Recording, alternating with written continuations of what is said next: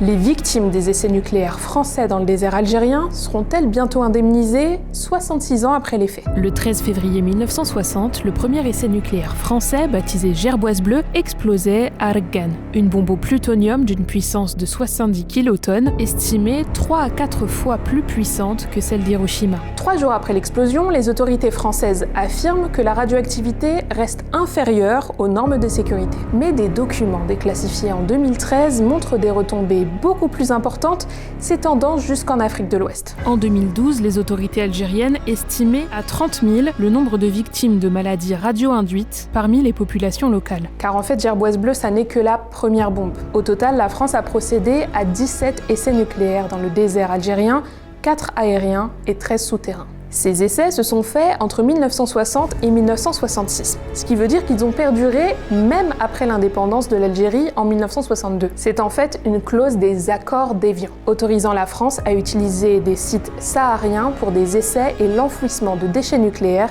jusqu'en 1967.